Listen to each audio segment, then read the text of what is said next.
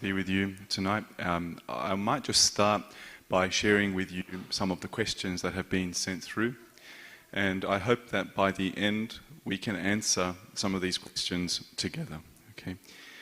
So just for you to think about, from your own experience, how you would approach this, and we can benefit from each other. And also, just in light of what we'll discuss tonight. So there are 9 of them. How do I make my partner understand that he needs to help more around the house without being attacked back? How to address a lack of romance after marriage? How do I deal with a family who wants to deal only with their son or their siblings and not treating the couple as one unit? Although my husband is older than me, I often feel that the root of our problems stems from his emotional and psychological immaturity. How do I fix this? How do I make my husband understand that he needs to help raising the kids and not just earn money? I want him to help me raising children of God. I feel alone. How do I deal with someone who can't have healthy discussions if we are in a conflict? He shuts it off as soon as I don't agree with him. How do I make my partner face the reality that he is self-centered and selfish because it's affecting our kids' upbringing? What's the solution if every time we sit down and talk about our issues, I hear good promises, but after 2 days, things go back to exactly how they were before? And the last one is just a reminder. Give advice not to share your personal conflict with friends because this makes things worse. So they're heavy questions and important for us to think about and to pray about. And as I said, at the end, we'll just quickly go through them together. And I'd really love your input from your own experience and maybe in light of what we're going to talk about today. Okay, so first up, an important question. Why do we fight? Why is it that we disagree? Every marriage without fail has disagreements. Because we're different. And it's by God's design. We are different and it is by God's design. A few things to reflect on. 1 Corinthians 12:17, He made us different. If the whole body were an ear, where would the speaking be? If the whole body were a nose, He made us different. Compared to your spouse, you have a different body, mind, experience, upbringing, expectations, personality, temperament, hopes, dreams, likes, dislikes, love languages, conflict style, preferred ice cream flavor. Everything's different. And then you share a house together, and you share a bank account together, and then you say, oh, we fight. Of course you fight. هو ربنا بيضحك علينا. يعني to make us so different and then to stick us together under the same roof and to, of course you fight. Don't be disturbed by that. Don't feel like there's something wrong with your marriage if you disagree. These differences are by God's design. God loves diversity. God loves diversity. Because we are different, I realize that I'm not self-sufficient. I can't depend on myself. I need the people around me. I need my spouse. I need my parents. I need my in-laws. I need my friends. I need my church. Because we are different, I'm not self-sufficient. Because we are different, I am humbled. The people around me can see things that I can't see. The people around me can do things that I can't do. So those differences are not there just to frustrate me. Those differences are there by God's design to help me realize I'm not self-sufficient and to humble me. Those differences also increase my dependence on others and therefore my love for others.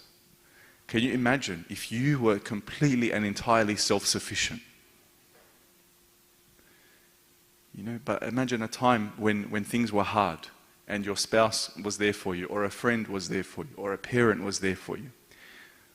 When we are different and we have different abilities, different circumstances, different seasons of our life, I can experience the love and the support of other people, and that makes me love them.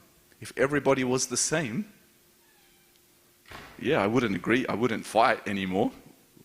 But there's so many other things that you'll miss out on. مش كده? Okay. It gives me an opportunity to labor in love. St. Paul, he often talks about love needs to be labor. When I am so different, right, then it gives me a chance It gives me a chance. أجي على نفسي شوية.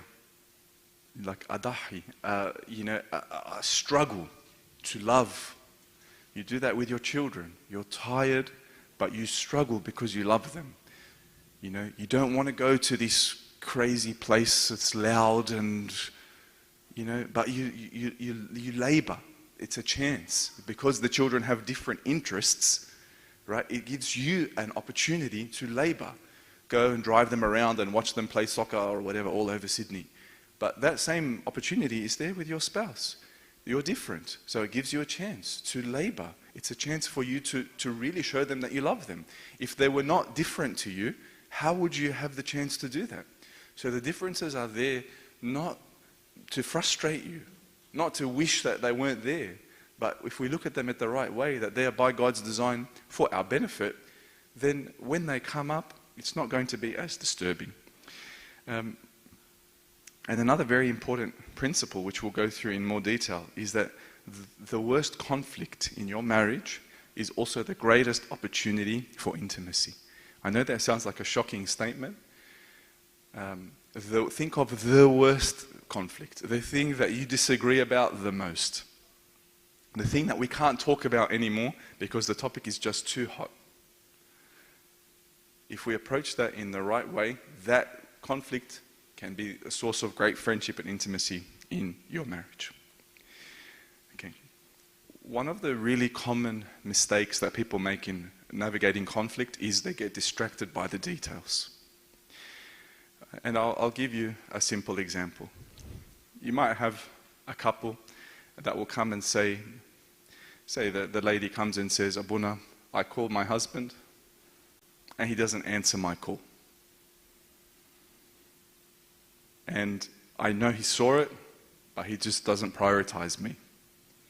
I know he's busy at work, but he's not that busy. He's got 2 minutes to acknowledge my call or send me a text.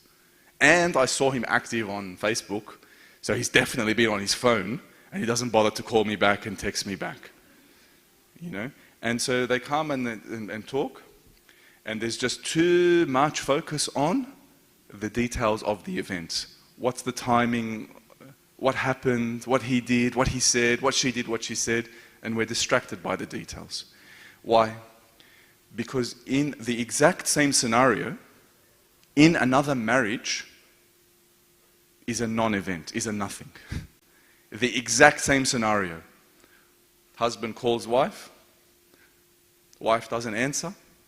Husband says, all right, she's busy, she'll call me back. Or the reverse can happen. So don't get distracted by the details. Don't get distracted by the details. Okay? We've got to think about the underlying reason. And there are two really important principles that can help these things which will turn one marriage upside down to make your marriage just completely unaffected by it. It's like زي المطب, في مطب يقلب عربية وفي مطب بس it's a little bump. Okay? But it's not about المطب شكله ايه عشان نص العربيات ماشية تمام ونص العربيات قلبت. ما تبصش على المطب. بص على العربية. Yeah? So what are the principles? I was listening to a sermon by Amber Yusuf, and he was speaking about the wedding at Cana of Galilee. And he had a really beautiful contemplation. He was saying that in the book of Song of Songs, wine is symbolic of love. Your love is sweeter than wine. This verse or this concept is repeated in Song of Songs.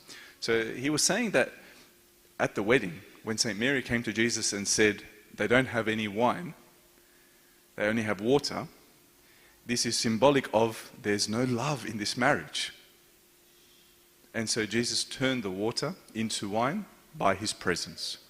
And so his conclusion was this exact scenario could be playing out in our marriages now. Maybe, we're taking each other for granted. Maybe there's been some hurts in the past. Maybe there's a bit of resentment, a bit of bitterness, a bit of anger. And I feel like there's a lack of love in my marriage. Then just as the Lord turned the water into wine then, he can turn the water into wine now, just by his presence. Pray as a family. I know you hear this all the time, but do we do it? can we aim for once a week? Choose a particular time, choose a particular place, give your children a responsibility to collect the books, to light a candle, to even have some incense, and you pray together as a family, sing hymns, read the Bible, discuss the Bible together. If you invite Christ into your marriage and into your home in this way, then he can turn the water into wine. If there is mutual love and respect in a marriage, then the speed hump will not flip your car over. It's only, so that example of the phone, the wife is insecure in where she stands with her husband. She's not sure that he loves her. She's not sure that he prioritizes her. She's not sure how important she is to him. So what happens when she calls and doesn't answer is it really, really touches a nerve. And we're going to get too distracted by, oh, you called, oh, you saw the call, oh, you didn't see the call. Who cares about that? She's not secure in her love. And so we really need to, invite Christ into our marriages to turn the water into wine. Is there mutual love and respect? Another really important concept is, this comes from a really wonderful researcher in conflict in marriage. His name is John Gottman. He's written a number of books and done a lot, really extensive research about conflict in marriage. And he basically observed thousands of couples, observed how they interacted, followed them up for a number of years, saw which couples stayed together and which couples didn't, and started to come to conclusions. And so it's really, really interesting research. Anyway, he comes up with this concept of a bid. Every day, your spouse will make a bid for your attention and for your care. And you have three options about what to do in response to that bid. You can turn towards your spouse, you can turn away from your spouse, or you can turn against your spouse in response to that bid. And there are hundreds of these every single day. I'll give you an example. You come home, your spouse says, I'm tired. I'm exhausted. This is a bid. Do you see me? Do you care about me? Do you love me? Do you support me? I'm tired. Okay, so if you were to turn towards that bid, you would say something like, of course you're tired. You do so much for us and we're so grateful. Do you need anything? What can I do to help you today? Let's order some pizza. Don't worry about cooking. Oh, let's leave the dishes. I'll do them tomorrow morning. So that's turning towards the bid. You can turn away. So your spouse says, I'm tired. And you say, it's just nothing. Or you can turn against. I'm tired. You're tired. I'm tired. I didn't sleep. I went to work. Or I'm tired. So you need to ask yourself, in response to your partner's bids for your care, for your love, for your attention, are you turning towards them? Or are you turning away from them? Or are you turning against them? Another option, you're going to the shops. Hey, do we have any butter at home? Something so small and so irrelevant and so insignificant. Do we have any butter at home? That's a small bid. Are you interested in what I'm interested in? That's a small bid. You turn away, right? You say, I don't know. Okay, I don't know. Turn against. How am I supposed to know? That's your job to figure that out. Am I supposed to do everything? Or turn towards, I'm not sure. Let's get this one just in case. They're very, very subtle.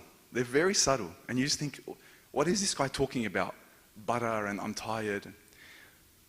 But over the course of your marriage, if you recognize these bids and make a habit of trying to turn towards them, the environment of your marriage will be different. There is mutual love and respect. There is care for each other. And so, if you call and they don't answer, it's not going to be World War III. So don't get distracted by the details. Don't get distracted by the details. Too often people get so obsessed with that. This is the time frame of everything that happened, and this is the call log, and ask this person, they were there. Who cares about any of that? Don't get distracted by the details. Is there mutual love and respect in our marriage, and are we turning towards each other? And so if you do that, it builds your emotional bank account. It's a safety buffer of goodwill, affection, connection. If you're turning towards each other all the time, then one time, if you're tired, if you're stressed, if you're not yourself, and you say something that you shouldn't say, هتعدي. But if the environment of the marriage is that we feel like we're distant and we're growing apart, that same little comment, that same little missed call, that same little scenario that addis in one marriage turns your marriage upside down. And it's not about the scenario, it's about the context. So try to recognize the bids for attention and for care, and try to turn towards. And the research was amazing. Couples that were happily married turned towards each other 86% of the time, and only 33% of the time for those that had strained marriages. Isn't that an amazing statistic? And that's based on hundreds of couples over decades. Don't say, oh, if our marriage was good, then yeah, my husband or my wife would اسأل فيا when I said something. No. If you اسأل في بعض, then your marriage will be good. Okay? That's so important. Your marriage is not going to be good by accident. Okay? Your marriage is not going to be good by accident. And ask yourself, and ask myself, in your day-to-day life, and especially in your conflicts, what's the ratio of positive to negative comments? And you need to have like some weapons, an apology, a smile, a nod, empathizing, physical touch, validating your partner's point of view, which is not the same as agreeing, and we'll talk about that. Owning responsibility to your part in a problem, saying good point or fair enough, a joke or laughter. So don't get distracted by the details. Okay. Another very important thing is the harsh start. So in our conflicts, the harsh start is a recipe for disaster. Okay, and again, so one of the first chapter of this book, Gottman said something quite amazing. He said with all of the couples that he analyzed and researched, and it's quite amazing research, he would put them like in this apartment and observe them for a weekend. Cameras, microphones, heart rate sensors, sweat monitors, amazing. And he would collect all the data, and watching them interact, and then analyze that data using AI, And so after that, once he got all the data, he said something remarkable, that he could watch a couple argue about something for 5 minutes, and with 91% accuracy, could tell you if they'd still be married or not in 10 years. Let that sink in for a moment. He'll watch a couple argue for 5 minutes, and based on what he would see, and his research and his recognizing of patterns, he could predict if they'd be married or not in 10 years. And so some of the signs, okay, which to be aware of so that we can rectify, is the harsh start. So the first 180 seconds of the argument sets the tone for the whole discussion, and in fact for your whole marriage. We've all been there. We've all been there. You're talking about something, it's a bit hot, you say something which is a little bit more aggressive than you intended. And you know we are going nowhere. And you know it's going to escalate. And 1.5 hours later, we're still going. Can we be wise about the way that we start? That first 3 minutes in your conflict has a profound impact on that argument and in fact your whole marriage. The harsh startup usually contains criticism, which is focused on the person rather than a complaint which is focused on the problem and solution. Just this is to put it, in a practical example. So when you criticize your partner, you're attacking their character. And you might say something like, "Why do you have to be so messy? Can't you clean up after yourself for once? Why are you always late? Like, have you got no respect for other people's time? I hate being late all the time because of you. Why are you so reckless with your spending? Like, do you have trouble with maths? Why do you always have to embarrass me? Why?" Like, it's always attacking the person, and it's very harsh. And sometimes it's not just attacking them, but it's bringing them down, mocking them. Whereas a complaint is not focused on the person, but it's focused on the problem and the solution. So instead of, "Why are you so messy? There's a bunch of dirty laundry on the floor. Would you mind picking it up before we go to bed?" They're so different, aren't they? They're so different. I have to ask myself, in my arguments in my marriage, how much of them start harshly? How much of those arguments am I attacking the character of my spouse, rather than being focused on the problem and the solution? And even in dealing with your children, by the way, this is very important. Don't attack their character. Don't bring them down. Right? Don't say like, you're so disrespectful, you're so rude, you're so... Say, you are usually so respectful. So, like, the way that you're acting now is not how I raised you, it's not what I taught you. I'd like you to lower your voice a little bit. Don't attack the character of your spouse and of your children. Okay? Complaint rather than criticism. And of course, in Proverbs we read, "A soft answer turns away wrath, but a harsh word stirs up anger." And so why do we do it? We all know that like starting harshly is not going to end well, but we do it sometimes because we're stressed, we're not at our best, we've had a bad day, maybe a bit of resentment that's built up, maybe because the environment of our marriage is not as strong as it could be. There's a lack of love, lack of respect. All of those bids that we mentioned earlier are not being responded to, so things are getting a little bit strained and dry. Or maybe you've just never thought about it. It's just what you saw. It's just what you saw, and that's just what I do, and it's just absent-minded. But it's time to think about it. We try to avoid the harsh start. So rather than this harsh start which criticizes people, which makes people defensive, which makes people switch off, there is an alternative. And maybe, if you like, you guys can help me. So an alternative to the harsh start is, I feel X, the problem is Y, I need Z. So I'll give you the harsh start, and I want you, if you like, to try to think about how you would soften this a little bit using that model. You overspent again. When are you going to stop being so irresponsible with our money? This is not going to end well. Okay? So how can we soften this start? Do you have any suggestions?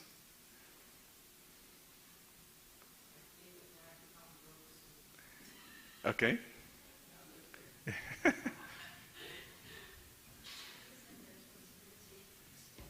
Sorry?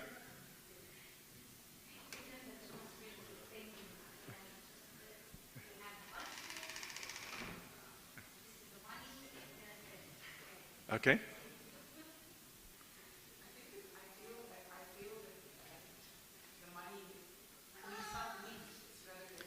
Yeah.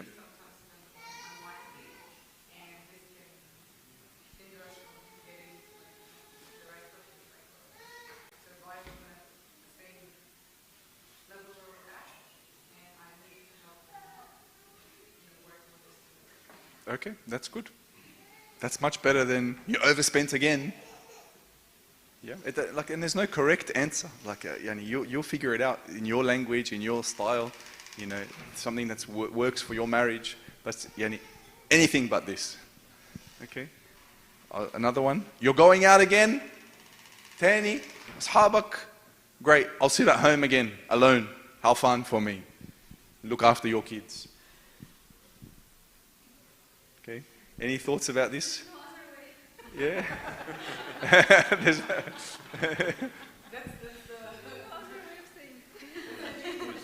That's lenient. Okay, but anyway, thank you. I think you get the point. Okay? Look, I feel like I want to spend more time with you, and maybe sometimes your friends get the best of you, and I would love it if once a fortnight you could prioritize, spending time, with us. Let's book something next week. Okay? I can't believe you agreed to spend Christmas at your mum's house again. You just do whatever she wants. We hardly spend any time with my family because the only family that matters is yours. Okay? Again, if this is the way the conversation starts, it's not going to end well an hour and a half later. So be wise about the way that we start and the time that we start. Okay? All right. Another important principle is knowing when to pause the disagreement. So there's a psychological concept called flooding. It happens to men and women. And flooding happens when we are overwhelmed in a conflict. We are hijacked by our nervous system in response to negativity from our partners. And you might have heard of the fight or flight response when adrenaline is surging, and I feel like there's a threat. So this is something which is biological. God has created it. So when there is a physical threat, right, to us, and sometimes an emotional threat, there is a surge of hormones in our bodies, which are designed by God to make us more alert. They increase our heart rate so that we can run. They increase the blood flow so we feel flushed, so that the delivery of blood to the muscles is enhanced so that we can fight. So it's a physiological response that happens for the preservation of human life, designed by God. It happens, it is triggered not just by physical threats, but by emotional threats as well. Okay? So, and when this happens, you can't fight right. You're not at your best anymore. You're overwhelmed by these emotions and these hormones. And the signs that this could be happening would be you feel short of breath in the middle of the fight. You kind of grit your teeth, your jaw is tight, you feel hot, red, nauseous, abdominal pain, your mind is spinning. And so what this looks like, is a couple is fighting, and then one of them is so just overwhelmed by everything and says, I'm done. And they walk out in the middle. And it leaves the other person pulling their hair out. Another shape that it takes is, I'm done. And you can just keep talking, do whatever you want to do. And I'm on my phone, I'm watching TV, I can't hear you, I can't see you. أنا ماليش دعوة. البيت يتحرق, أنا ماليش دعوة. Okay? This is very frustrating, but it's important to understand why your spouse is doing that. They are overwhelmed. They are overwhelmed physically and emotionally. They are overwhelmed. And this is a coping, defensive mechanism for them. Okay? And it's different for men and women. Okay? Men generally will experience this more intensely, and usually it will take them longer to recover from it. Generally, a woman can be extremely flooded and then soothe quickly. A man will take a little bit more time to builds up to a much higher peak and takes a much longer time to cool down. It's different for men and women, biologically. So, if I get flooded, then we need to approach that very carefully. Because continuing the fight, when that happens, it's never going to end well. So take a break. Communicate to your spouse that you need a break. Tell them what you're feeling, and tell them that your intention is good and when you'll be back. I'm feeling overwhelmed. I might say something that I'm later going to regret, which is not me. I just need 10 minutes and I'll come back. And it's very important that it's said respectfully, and it's very important that you follow through on your commitment to come back. Because a very common mistake is, all right, we're talking, things are getting very, very anxious. Ba'din, okay? And then ba'din means what? Never. And then so you hear ba'din, and one person explodes, because ba'din means never. And that's not what I want. So if you want your ba'din to actually soothe your partner, then that's up to you to follow through on your ba'din. Slowly, you know, come back in 10 or 15 minutes means I come back in 10 or 15 minutes. And they'll understand now, next time, and the time after, and the time after. Okay. It's usually helpful to go out of sight so that you can cool down. Do something soothing in that time. Go for a walk, pray the Psalms, listen to something, and then come back. 20 minutes to 24 hours. Okay, and look, there's a verse that says, do not let the sun go down on your wrath, okay, which is, you know, don't sleep angry. And that's important.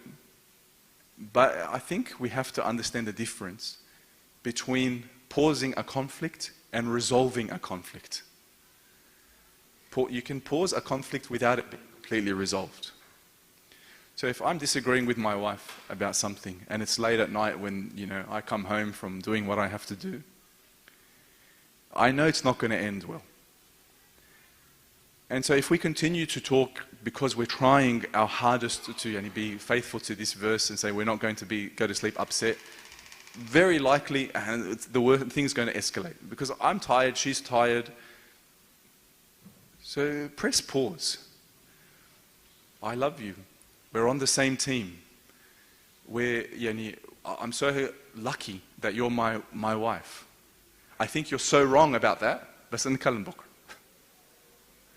Okay, it doesn't have to be all or nothing.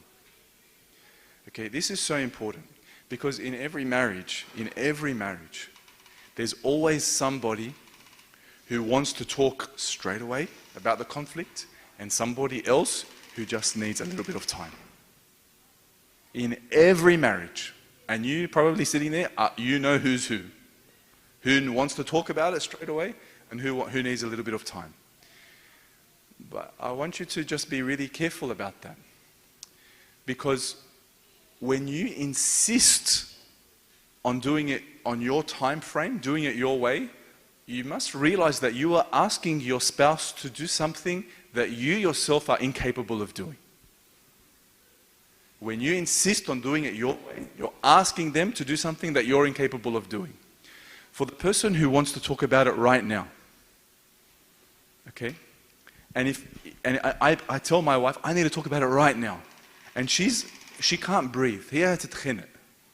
And I just tell her, bad luck. Now means now, come right here and talk to me now.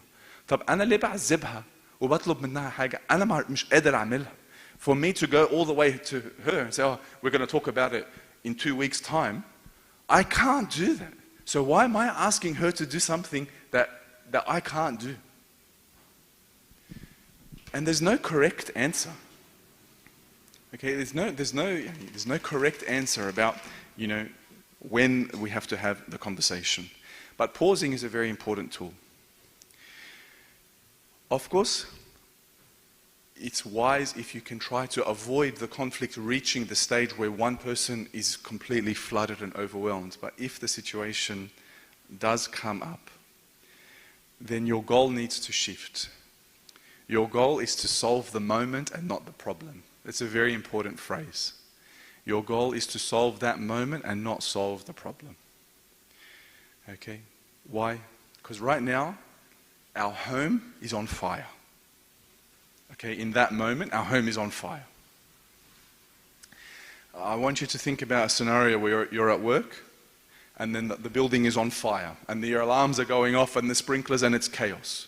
And then your boss calls you into a meeting room and says, okay, let's now brainstorm together the fire drill. You're laughing, but that's what we all try to do in our marriage. You're laughing. Right now, it's on fire. Let's contain the fire, and then we can talk about the fire drill a bit later on. But too often, when we're so like overwhelmed and but you should do this and you should, mishwaktu. It's not the time. Your goal is not to win. Your goal in that moment is not to persuade your partner of something. It's not even to solve the problem. It's not to compromise, but it's to fight in a positive and respectful way. Okay, and then we can come to it a little bit later on. Okay.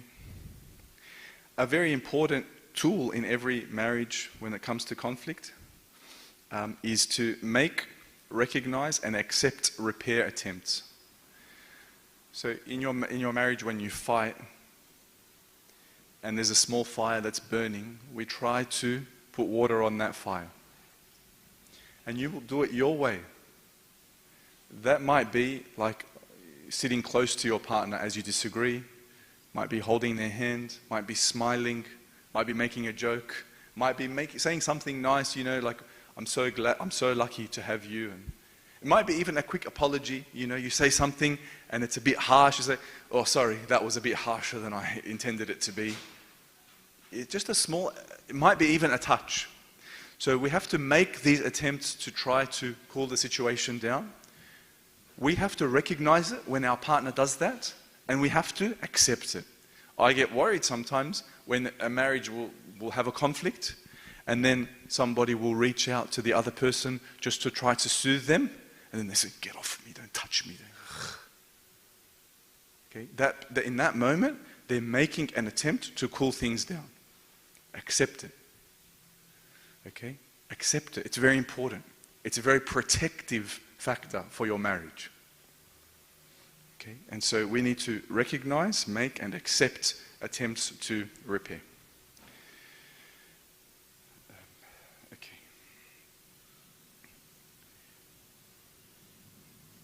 In every marriage, there are some unsolvable problems. Did you know that? Yeah, of course. There are unsolvable problems. What are the features of an unsolvable problem? So I'll tell you, like, how do I recognize it and how can I approach it? So the problem is unsolvable if your conflict over this topic makes you feel rejected by your partner. It's unsolvable if you talk and talk about the issue and make no progress whatsoever. It's unsolvable if every time you discuss it you feel worse after, and your continued conflicts over this issue are causing hurt to one or both of you. Some other features are, it seems to be something haga heifa, but it bothers you a lot. You compromise, but you can't stick to the compromise. It keeps popping up in other conversations.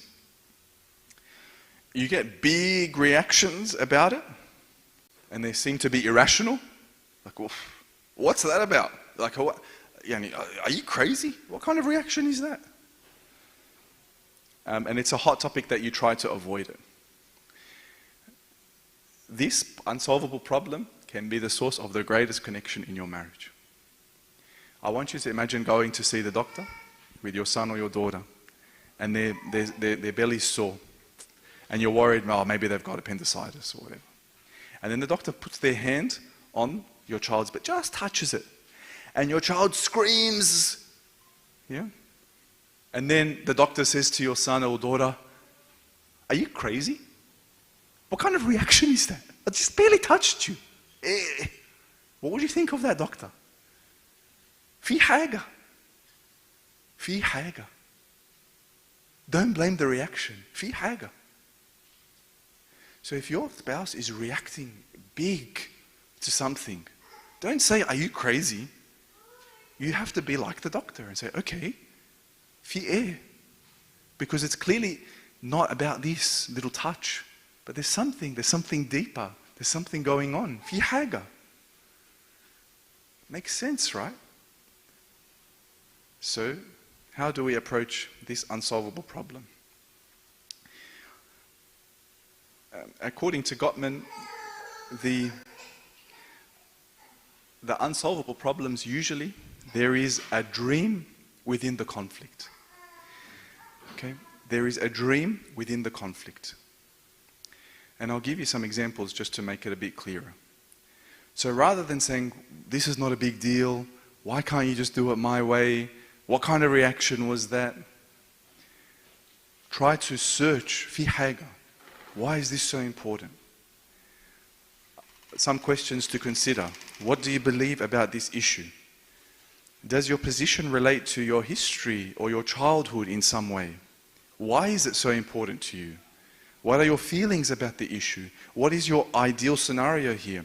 Is there some underlying purpose or goal here? So a lot of the time, if you have a disagreement, there is a sequence.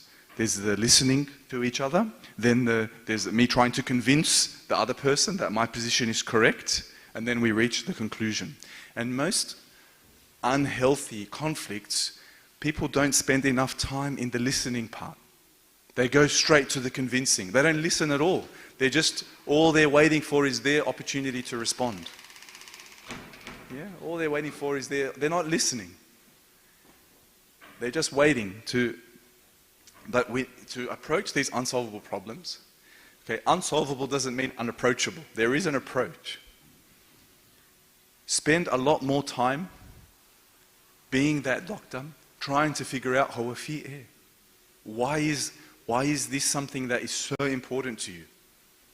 And listen. Is it something related to your childhood? Is there like a dream that you have for our family? Listen. Don't try to correct. Don't try to compromise. Spend enough time listening. And if you do this, you might find some common ground when you thought it was impossible.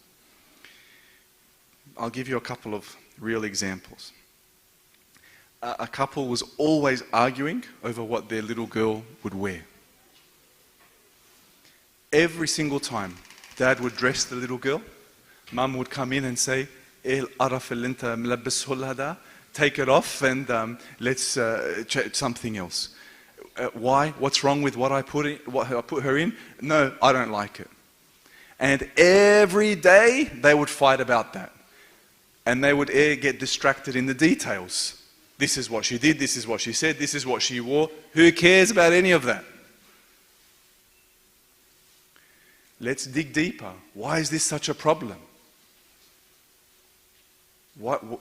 So after some spending more time, not trying to convince, not trying to criticize, not trying to correct, just listening, understanding, digging, they found some really interesting things. The mum had a dream of God giving her a daughter one day so she could dress her and spoil her. She had this dream about it. And the dad was like, well, I just was putting her in some t-shirt. I didn't realize. Okay. So I didn't realize that was so important to you, and it was a huge part of your purpose in your life as a mother. Wow. But now I understand a little bit.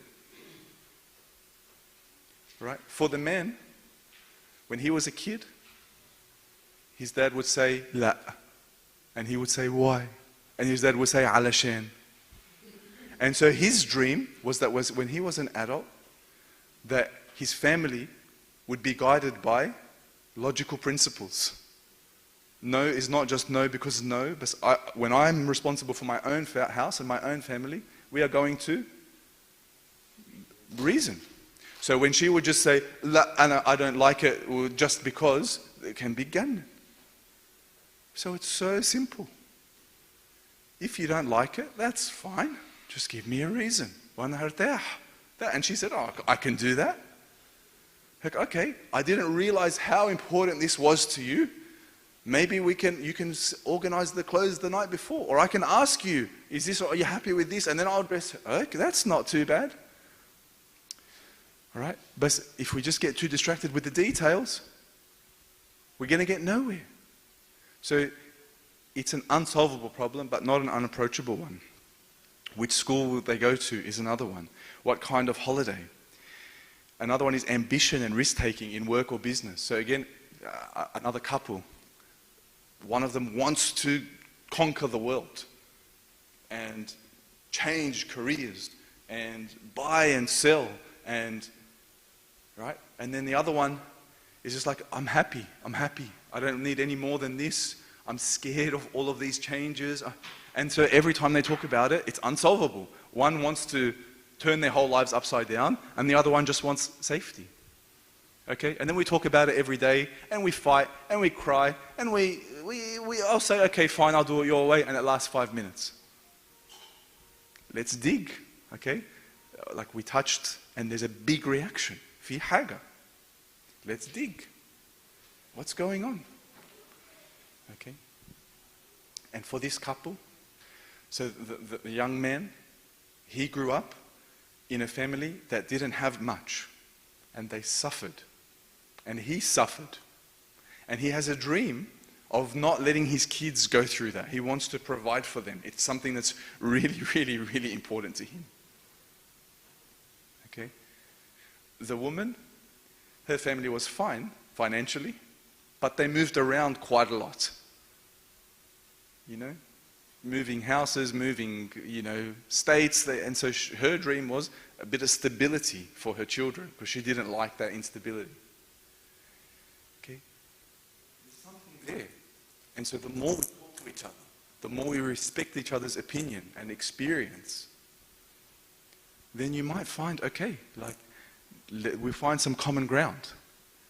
The worst thing that you can do with this kind of conflict is just insist on your position, or another bad thing to do is just say, okay, fine, we'll just do it your way, and you're actually not happy. Both of those are bad. Okay? But if we dig, what kind of holiday? I had a couple, their children are adults, and they told me they haven't been on holiday in 10 years. Because the man wants a holiday where they do new things, creative things, like George was talking to us about, and he just wants it, and the woman just wants to sit by the beach and just relax, and so every time they talk about it, they can't agree, so they haven't been on a holiday in 10 years. It's a tragedy. Let's dig a little bit deeper. What do you Sorry?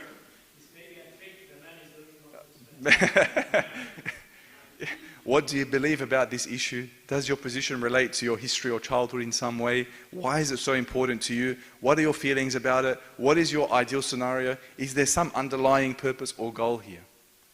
Stop negotiating and start listening and understanding. And then you may find that there is some common ground which is possible, because at the moment it's not possible, because you've only got 3 words. I want to go to the Coptic school, I want to go to the private school. They cannot both be true, so let's dig. What's so important to you? Why is it so important to you? Is there someone that you see and you look up to that did it this way, and why? Okay? So I think you understand the point now.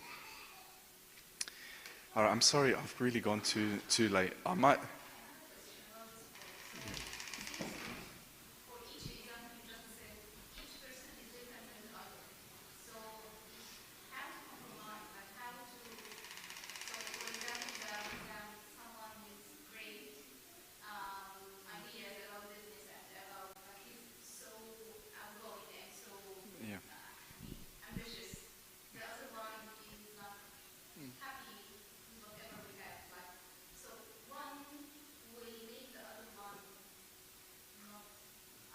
comfortable.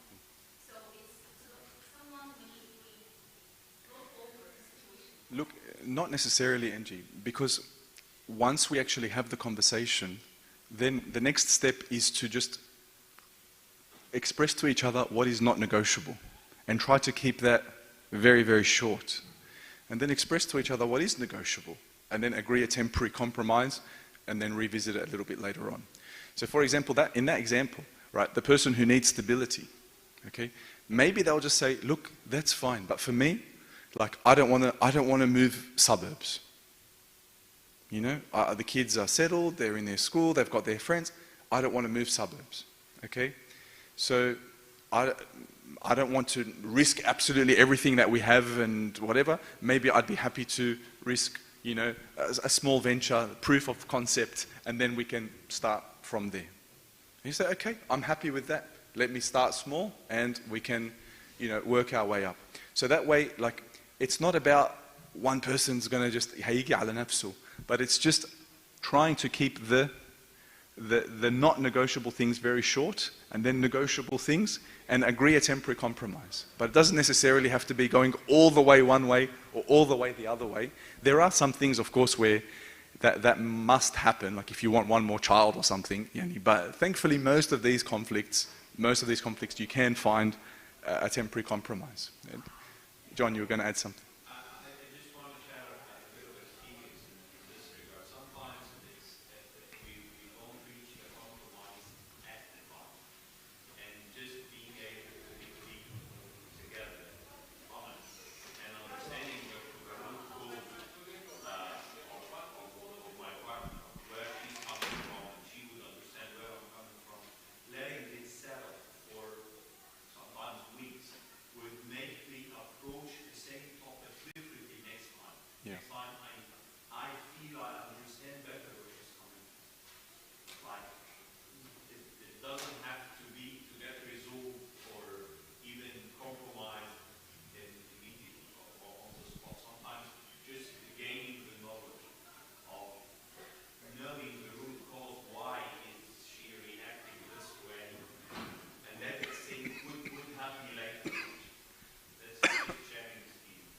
Thank you, John. I think that's very wise advice. Like, we don't have to resolve it straight away.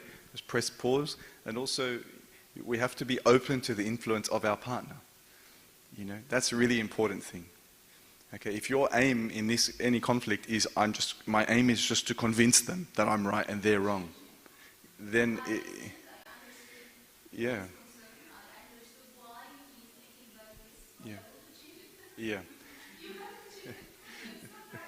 Yeah, it's hard. But like the goal always would be to try to understand more and try to find some common ground. I'm sorry that I've spoken for too long. I might just stop there and we'll skip these and just maybe jump to some of the questions just to conclude. And you please help me. We'll go through them really quickly. How do I make my partner understand that he needs to help more around the house without being attacked back? Yeah. If anybody would like to share their thoughts about this question. How do I make my partner understand that he needs to help more around the house without being attacked back?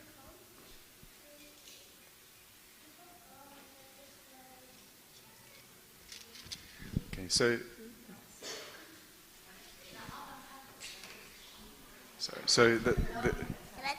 how do I make my partner understand that he needs to help more around the house without, like, him attacking me?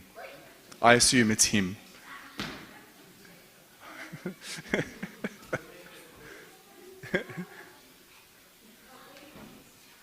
Okay. So look, just some thoughts that don't be distracted by the details. Maintain a background of love and respect and turning towards each other, and don't criticize your partner, but complain. Be specific about the problem and the solution in a respectful way. How to address a lack of romance after marriage? It's a really important question.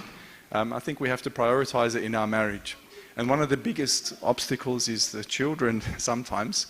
But when the Lord said in Matthew, what man has joined together, let no man separate. I think we often think about that in the context of divorce. Sometimes I think about that in the context of children. Like, God has joined you together. Let not them separate you. That's so important. And a lot of the time we think, we're too busy. We don't have time. We don't have time to go to dinner. We don't have time to go for a walk. The kids, the lunch boxes, the this, the that, whatever. But don't underestimate the power of your strong marriage on the well-being of your children.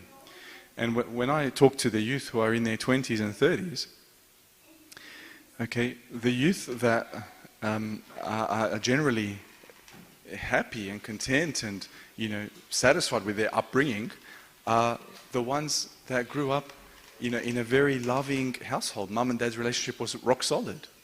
Not the ones that went to every soccer training on time and had every lunchbox ready and all these things that are unnecessary, but it's not what the kids are going to remember. in the long run. So make sure that we keep that romance alive. Go out to dinner, go for a night away from time to time, go for a walk. It's really, really important. And even you may observe your kids, like if you guys are hugging or holding hands or something like that, and your kids are around, if they're very, very young, they're just excited and happy and just looking at it and just want to join in. And if they're a little bit older, they're like, oh, that's gross, but deep down they're actually really happy about it. It's so, so, so, so important that romance is alive in your marriage. Don't say, oh, I don't have time with the kids. It's probably one of the most important things you can offer your children. They see that friendship, that fondness that you have for each other. So please do that. Please do that. Go out for dinner, go for a walk, have a night away, buy each other flowers, be affectionate with each other. It's really important. Okay. All right, I might just stop there because it's very late and they told me to finish at 9 o'clock. So I'm really sorry that we didn't have time to go through all of these, but if anybody would like to discuss them further, then please feel free to give me a call or send me a text. And I'm sorry that I couldn't get through to all of them. Glory be to God forever. Amen.